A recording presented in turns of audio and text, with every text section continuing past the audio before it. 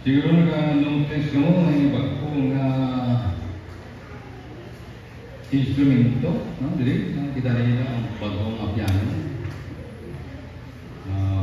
Hindi ba siya nga bagong, as in bagong, kay surplus na. Pero bagong na sa atin dito, kay more or less, mga 22 years, may kakabati. Ang piano dito sa simbahan ito, may sa una, gitara lang, organ. Salamat sa kay Brother John, kay Panis, no? Hita sa Japan surplus. May wakal nila. Donate na simbahan, no? Hindi na pag-iripan simbahan. Donate na simbahan. Salamat. Si Pastor Jordan, welcome. Yapon, sinumbre ako eskwela sa piano, organ, violin. Ang pataas, so kamu mismo, kung hindi ko lilit, hindi ko matigha. Yung kamot nyo, hindi ko mag-tuon dyan.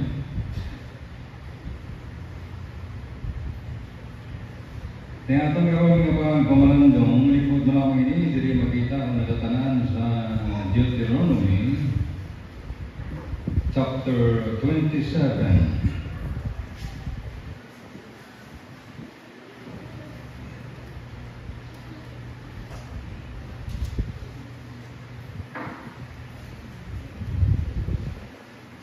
Sa verse 14, and the Levites shall speak and say unto all the men of Israel with a loud voice. Ini instructions ng Diyos. At ang mga Levites na nasunod ng Israel sa ilalong sa panguluhan ni Moses. Verse 15, he accursed be the man that maketh any graven or molten image, an abomination unto the Lord, the work of the hands of the craftsman, and putteth it in a secret place.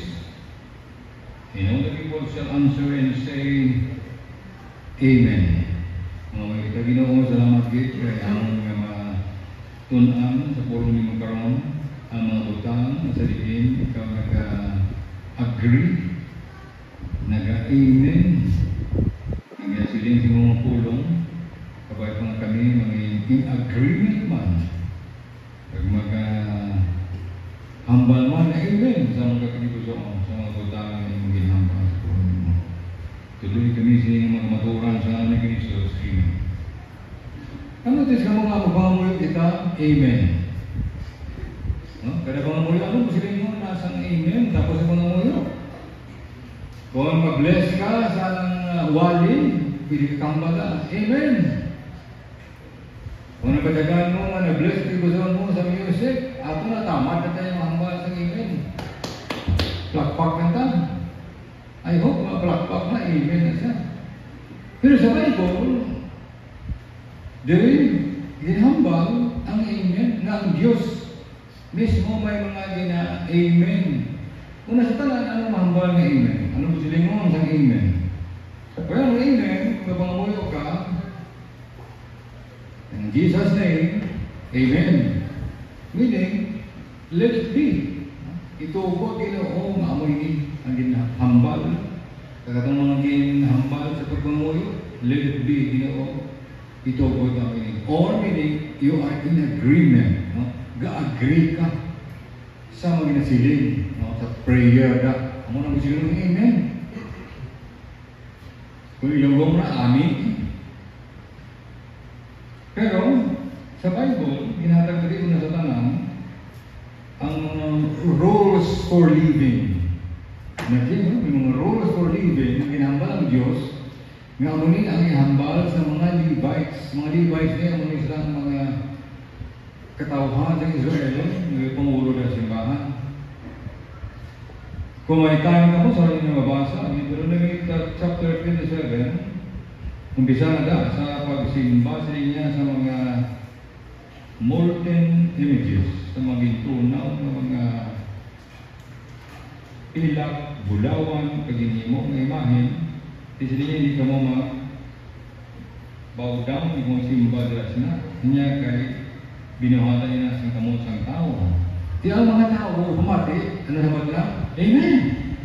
Hindi nag-agree kami. Verse 25, verse 26, ginapakamalaot siya nga ano kang baliwala sa iya amay o iloy. Kaya tanan mga tao ng hambal, Amen. Ginapakamalaot siya nga nagagalbot sa muhon sa nga neighbor, pinasaylo ko sa yung mga tao ginagalbot sa muhon, saylo to para malapad lutan niya. So, may muhon na sa may lalong bulubin, kasi may nadang muhon naman. Pero may muhon na dito sa may gilid ng building to, at to, all the way down there, dito na siya karote. Dito na siya, lining, dito na siya. Ang mga niya ito, tindalan na, hindi na dalan, hindi part niya sa routine na ito. Isang simbahan.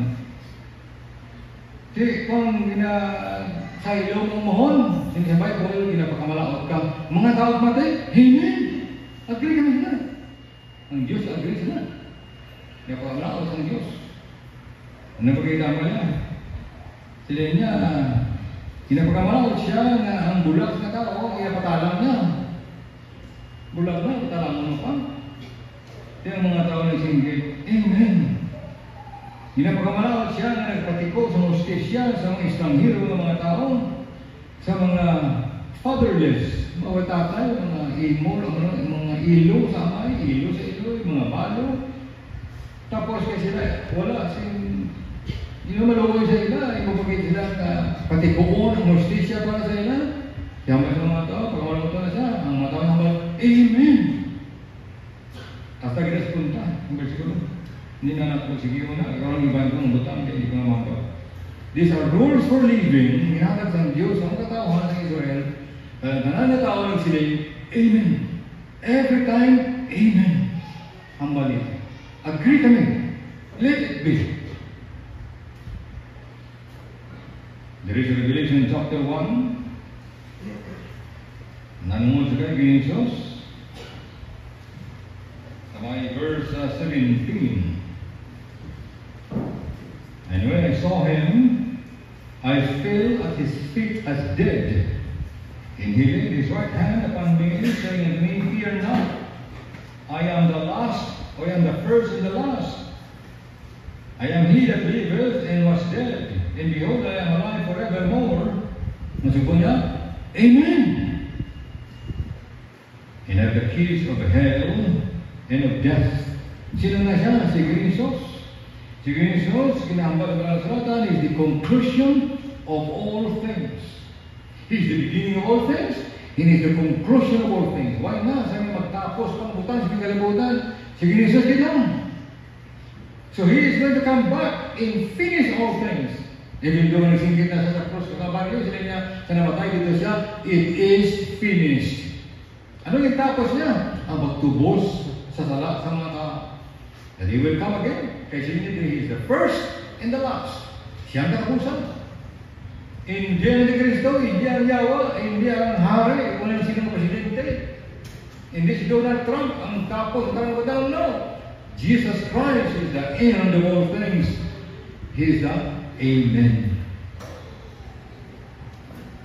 Ano ba kayang balik ni Jesus? Sa katapusan na verse sa ato ng Bible, sa Revelation chapter 22.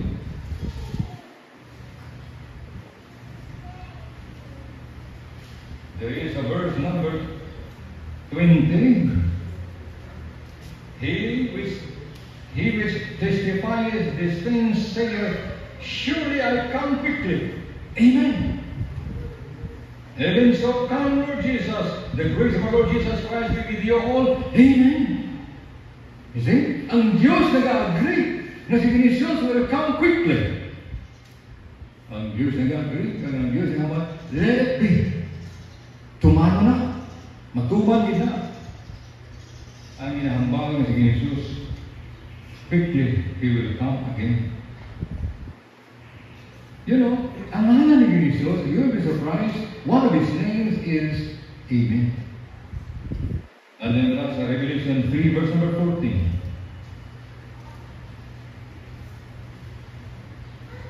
Revelation 3 verse number 14.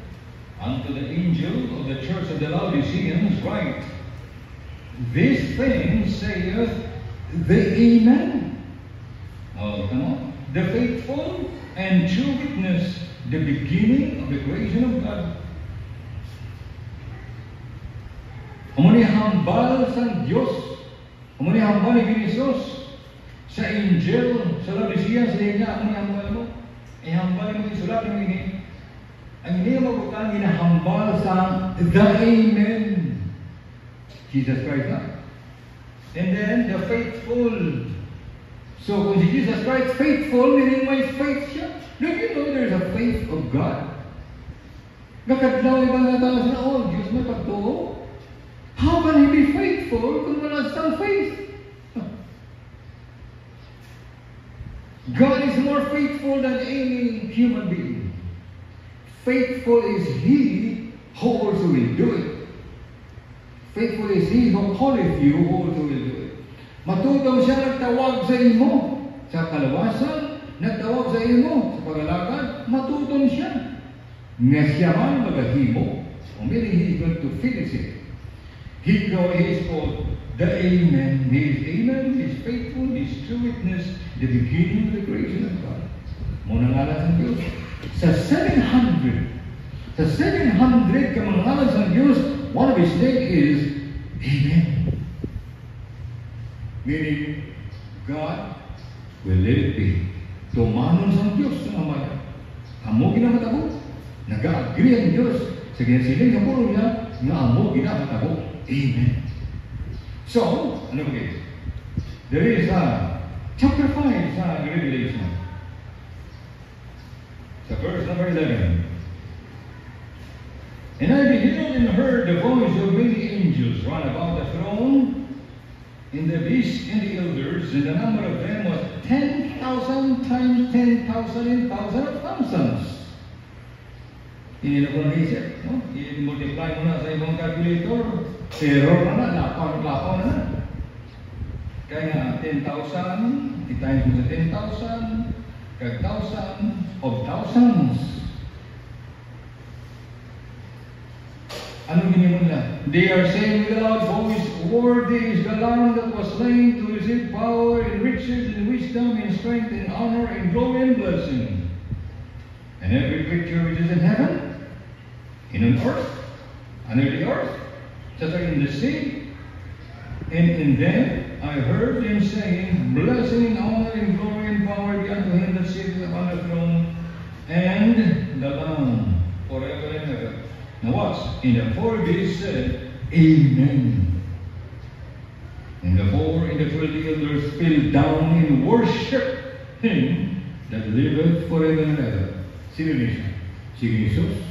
Sige Jesus, niyang tanan nga mga angeles, the host of heaven, numberless.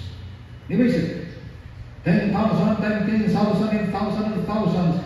Nananigil na singgit sa mapasok na tingog na himaya, lungog, kaalam, kakapasilungog sa iya, manggag, inaaras sa iya, ngahom, himaya, kang blessing, kang tanan na tinugas ang Diyos sa bawat hiluta, sa hiluta, sa dagat, kang tanan na agad.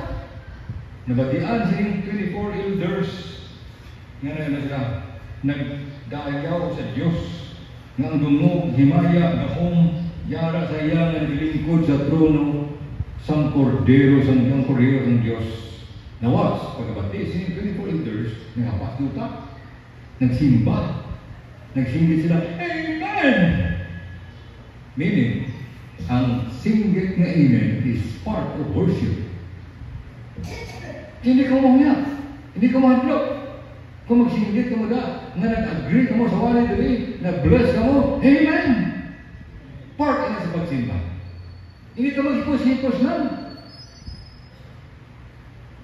Amo na isa kabutang appreciate naman sa simbahan ka na Sir Pao. Oh, they say Amen. Di ba ba Pao? They say Amen. Sa Pentecostal Church, part na sa pagsimba. Hindi ka may badyan ka, tapos ang kanta, hindi ka plak-plak ka. Okay mo na plak-plak. Amen! Ito na kaptahon na, kay part na sa pagsimba, kay mga buta daw, sa real Lord Day, you will say Amen! Sa pagsimba sa Diyos. Na nag-agree ikaw. Ngayon na, Iyak ang Diyos, kadamhanan dumog kagimaya. Part of Simba. And then chapter 19, verse number 4. 19, verse number 4 sa Revelation. Chapter 19, verse 4. And the 4 and 3 of the elders, pare naman lang. Ang 24 elders, and the 4 beasts fell down and worshiped God that sat on the throne, saying, Amen, Hallelujah. Kita mo? Nagsimba sila, nagsinggit, Amen, Hallelujah. Okay na siya kung magsinggit na mo, Amen, or Hallelujah. Kung ma-bless, matuod at ikigusoon mo. Pero hindi ka lang sunod-sunod, nagsinggit sa ito, daw mapakporn ng imo, lupok-pakporn ito, lupok naman. Kaya kinangan na ikigusoon mo, na imugit na nagsimba ka sa Diyos. Kita, ang mga Pilipino, we are adapt. Anak kita na malino. Malinong pagsimba. Pero actually, part of pagsimba ang Amen. Karon, tatlo kabutan. May tatlo kabutan, madalag. Kabutan where God says Amen. Nga nag-agree ang Diyos, and God said, let it be. Amo na matabo. Itugot ang ginawa matabo kay Diyos siya. Number 1, there is 1 Chronicles 16, introduction na ito ginawa. 1 Chronicles 16, there is verse number 34.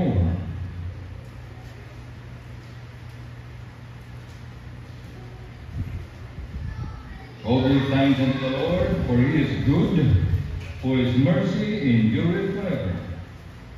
And say ye, save us, O God of our salvation, and gather us together, and deliver us from the heathen, that we may give thanks to thy holy name, and the glory in their praise.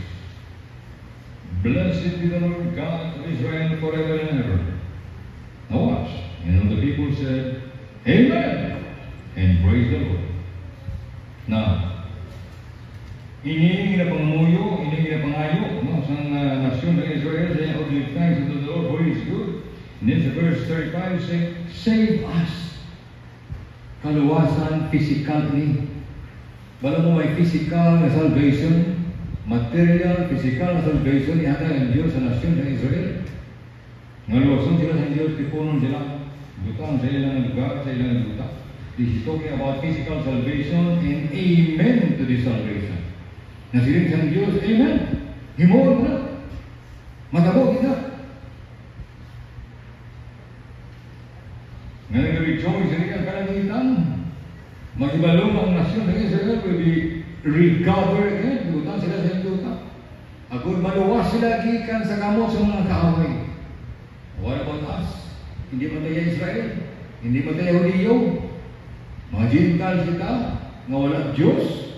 Wala paglaon. Without God, we are people without God, without hope. Outside of the Commonwealth of Israel. Outside of the promises given by God to Israel. But who are we? We are Gentiles. We can be translated into the kingdom of His dear Son. We can become God's children by virtue sa ating pagtuo, sa ating faith on the Lord Jesus Christ. Yan ito naman luwas. Di maluwas kita. Mayroon ito itong kaluwasan at sa natin spiritual. Kaluwasan, physical at sa Diyos sa Israel. Kita naman yan, kaluwasan natin is spiritual. We are spiritual people, you see. Number 1, if you are saved, you have the Spirit of God. So you must live spiritually. Kaya kung mapangabuhay ka carnally, carnal baboy in the spiritual, then the carnal things are against the Spirit of God. Ang muna nagagamo ang prepuson sa tao, di ko mapangabuhay siya sunod sa carnalidad, sa carnality, fleshly. Diyan rin sa Diyos, i-practice ang spirituality sa kabuhay. Allow the Spirit of God na mag-move, mag-lead us kaya kita nilawas ng Diyos. Ang kalawasan na spiritual. That is when we accept Jesus Christ, God gave us the Spirit of God. Manong nag-give na kawasan. Kung masakiton ka man na, so be it. Kung mapatay ka man, wala ka ng ayaw sa mabalatian, so be it. Kaya total, hindi ka man mabanhaw ang masakiton dapat. Hindi man ka mabili yung masakiton kung mag-abot ang Ginoo. Because of the Spirit of God in you. Paano man ginayo ka, masalamat ka sa Diyos, ginayo ka sa masakit, ayaw ka sa balatian, sa cancer, sa leukemia, or whatever, tika kung ginayo ka, hindi ka namatay? Oh, yes eh. May kamatayan ba yata? Ang nabingdak po, ang Espiritu ato na appreciate sa Diyos where God says, Amen, ang atong kalawasan sa atong kalawasan. That's why sa Biblia, isa lang ka over one sinner that repenteth. Isa ka lang mag-inulsol. The angels of heaven rejoiceth. Mga anghel sa langit, nagkakalipay sila. Sa isa lang ka lang. Nga mag-inulsol, magbangon sa kalawasan. Amo na ka-importante, amo na kadako sang amen sang Diyos sa kalag sang tao kalawasan. Ang kalawasan diri na sa kalibutan ginabaton, hindi sa biyak sang kamatayan. It is too late. Kung una-una ni mo loson ka pa, tapos namatay ka.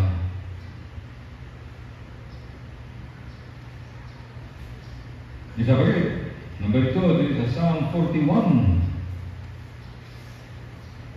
Ang Diyos, muling amen ang Diyos. This is God's amen. Ang salvation, ang kaluwasan, ang tao. What about this? It's the Psalm 41, the verse number 4. I said, Lord, be merciful unto me. Heal my soul, for I have sinned against thee. And then to verse 9, yea, my own familiar friend. Wala, madali mayo. My own familiar friend in whom I trusted, which did eat of my bread, hath lifted up his heel against me. But thou, O Lord, be merciful unto me, and raise me up, that I may requite them. And then, sa verse 13, blessed the Lord God of Israel from everlasting and everlasting. Amen and amen. Double amen. Kaya tungkol na double mercy ang mabatong sang tao sa Diyos. So number 1, ang Diyos nag-hambal amen, nag-agree siya, nag-rejoice siya sa salvation. Every time ang tao malawas, amen. Pamarang Diyos langit. Every time ang tao sa altar, magbatong ng Ginsos, pamatang ng tigulang, amen. Every time ang tao mag-isigilan mo sa pulong sa Diyos, yes, ako gabakon mo siya. Amen! Tama lang Diyos lang. And then ang Diyos, gambal siya sa double amen. Tungod sa inyong mercy. Ngagin, hatag niya sa tao. Ang kaluoy sa Diyos. Kung makita natin sa verse 4 na, be merciful na dumi, habang David rin. Ini ako kung natawagin mo ni tungod kay ini prophecy ini, no? Nanungod sa kay Jesus paano himuon ni Judas Iscariot sa iya. Pero na-explain sa amin ni David sa kabuhi niya. Nga sila niya, ang ako mismo familiar friend, close friend, very familiar kahit na friend mo. No, good mo sa natukalanan. You're together, nagkakaon mo, nag-fellowship mo. Amo na siya nagyan mo sila niya. Who will lift up his heel against you. Muna magsipak sa inyo. Andaan nyo na. Hasta magtigulang mo, hindi ang tanan abyan nyo, mga abyan nyo. Mag-edad ka mo, 60 pataas, mamatawa ka na. Palayo ang iyong mga abyan. Hasta magtubang ka sa kamatayon, tigulang ka na. Only 1 or 2 will remain as your friend. Amo na di sa kalibutan. That's why, naluoy ang Diyos aton. Bangon naluoy siya sa aton, himuon niya man nga vessels of mercy. Kita galamiton sang Diyos ang naluoy. Naluoy ang Diyos, meaning naluoy siya better than I deserve. Hindi tatakos kaluyan ang Diyos.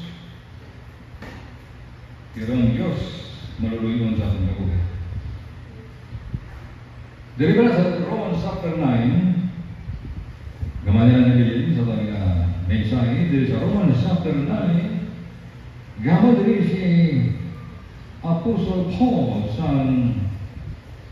galamitong sa kaluoy, the vessels of mercy. Suludlan, galamitong sa kaluoy sa Diyos. Sa Romans chapter 9, sa verse number 23.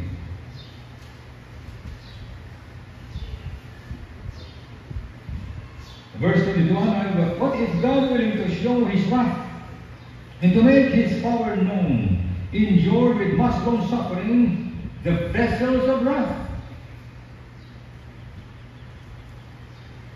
lifted to destruction.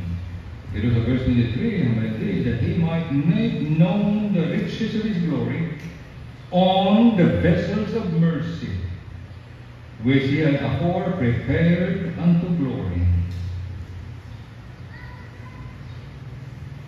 Ang Israel, physically speaking, sa physical butang, galamito na sila ng Diyos ang kaluoy man. Maluloy ko ang mga niyo. Kita mo ito pag dako na kalalakan tabo din. Namo ito na kalamatay, itong bagyo na ito. Mayroon mahaya, ng bagyo ito. Summer late. Una-una ito, ang Israel, ang US. Nagdala silang ayuda.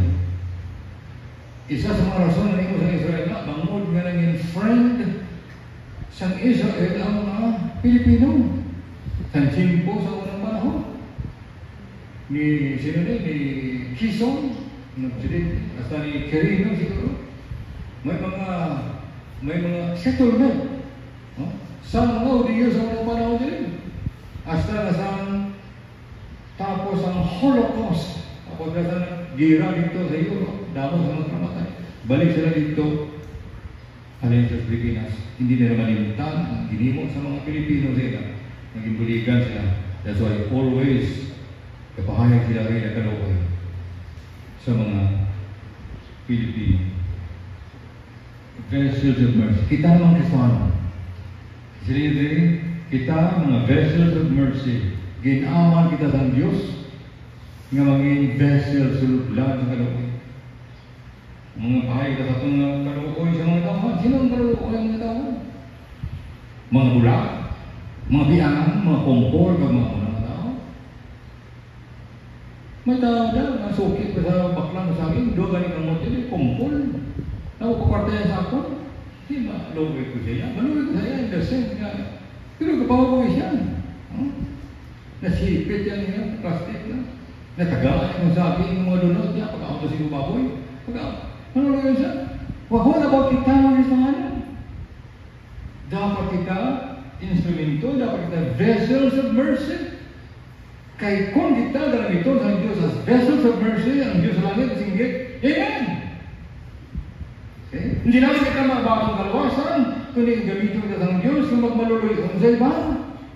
And then God will see to it. He will say, Amen, para sa atin.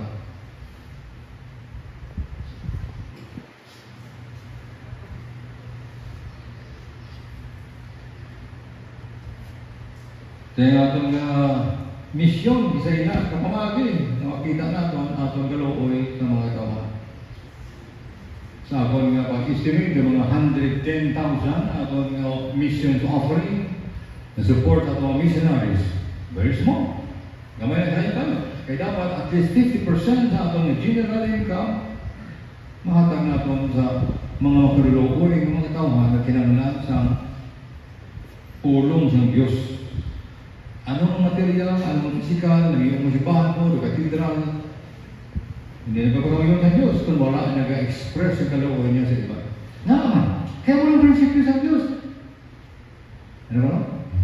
He that is merciful shall obtain mercy. Amen? Basta maluluyan ka, kaluyan naman. Kaluyan ka. Mark that. Basta nagpahayag ka sa inyong kaluoy, ang Diyos will see to it. He will also amen. Nga kaluluyan ikaw. Katapusan, dari sa Psalm 106. 106. Psalm.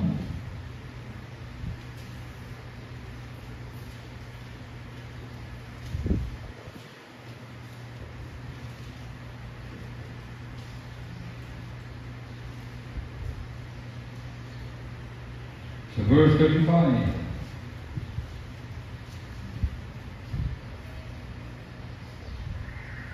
But were mingled among the heathen. Sino yung Islam? Mga Udiyo. Mga Udiyo nila, mingled sila, nag-impon sila among the heathen. And learn their works. Bakit nila nag-impon sila dito?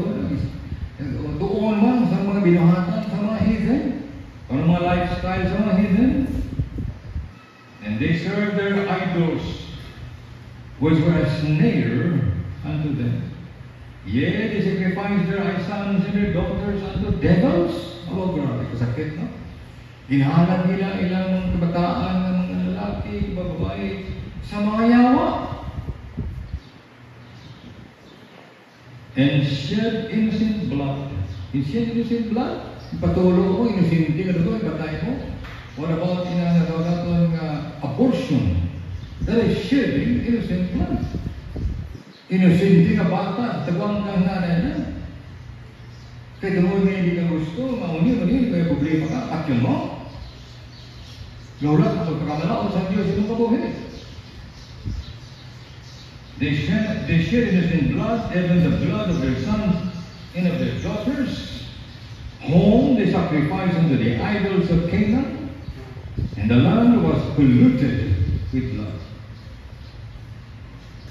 Thus were they defiled with their own works, and went a-whoring with their own inventions. Therefore was the wrath of the Lord kindled against his people, insomuch that he abhorred his own inheritance. Dunangil at ang Diyos. And he gave them into the land of the heathen, and they that hated them ruled over them. Muli po, sa nasan ng Israel? Their enemies also oppressed them. Oh, ginita po sila, mga 6 million sila, kinoppress, kinpatay, kisulod sa gas chamber, isang hari, isang pagdumala sa una ni Hitler, ipamatay sila, natawagin ng Holocaust. 6 million. Daming plano ng Diyos. They were brought into subjection under their hand. Many times did he deliver them, but they provoked him with their counsel, and we brought law for their iniquity. Now what's this? Nevertheless, he regarded their affliction when he heard their cry, and he remembered for them his covenant, and repented according to the multitude of his mercies. Ang Diyos na. And he made them also to be pitied of all those that carried them captives. Verse 47, save us, Lord God, and gather us from among the heathen, to give thanks unto thy people for thy holy name, and to triumph in thy praise. Blessed is the Lord God of Israel from everlasting to everlasting. And let all the people say, Amen. Praise ye the Lord. Amo na imong sang Diyos, tuloy nga daw. Hindi lang kaya nag-amen, nag-agree ang Diyos 100% ng tao dapat maluwa siya. Subong ang tao na luwa siya, magmanuloy-on. Nga may aras sa babahin na magpamuhay ka, paano ko mapahayag akong kaluoy?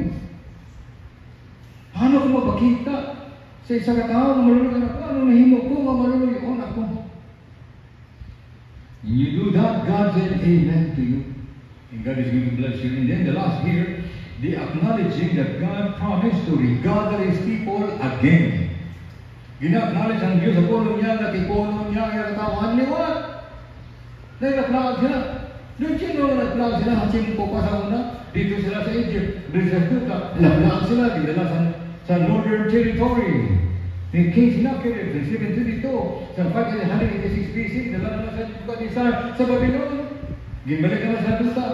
Gamay na lang ng mga tao. Nagdawa sila. Nag-vlog. Hasta nga sa panahon ni Jesus Christ. Napatay si Jesus Christ ang 70 AD. Ginsarakay ni General Titus sa Israel. Kaging wasak ang Jerusalem. Kawalan na ba? They were scattered abroad. Nagalaplaan naman sila liwat. Bilog ko ikot. Hasta nga nagdawa na sa Europe, at sa kanilang mga lugar, naglaplaan ang mga Hudyo. Ang promise ng Diyos, He will gather them back again. Kaya muna kung tingala ka na ang Israel, the strongest, most powerful nation in the Middle East. Hindi masalanan sa Saudi Arabia, sa Egypt, Syria. Ano mga rin sila? Bangon, kagaya sila sa Diyos ng Taala. Sino ang nag-invento sa gunpowder, mga Chinese? Sino ang nag-invento sa mga pulupok? Hydrogen. Ang Jewish ng mga scientists. Sino ang nag-invento sa bulong, sa medicine? Ano ang nag-penicillin? Jewish physician, Jewish scientist. Ang uri na, kaya ang Diyos, Amen. Kaya tuyo, balik sila sa dito. Ngibisan nga sila kung anihilip sa mga tao. And that revolves around the coming of the Lord Jesus Christ. That will not happen until Jesus Christ comes again. Amen. Muna ang basang Diyos sa puro. So, kasimbag ka sa Ginoo. Pero napaabot ka, hindi kami sa totoo Jerusalem. Manupin mo to.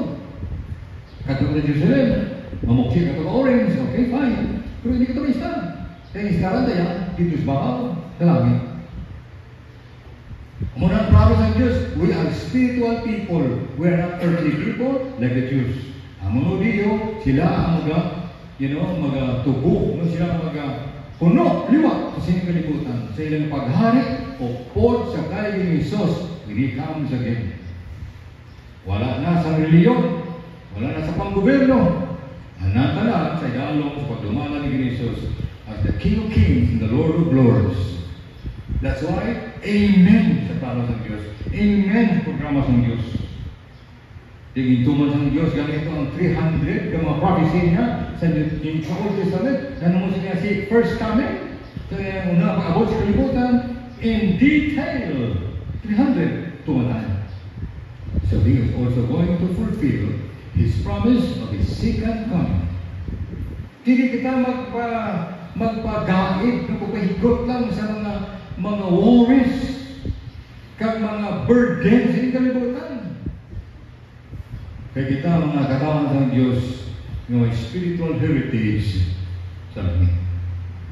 Kung hinigod mo ang pag-abot sa Ginoo liwat, you will think about it, you will speak about it, you will share it to those who are not prepared. Sige, sige mo siya mamala sa second coming, maganda sa ganun siguro pati sa first coming ni Jesus Christ.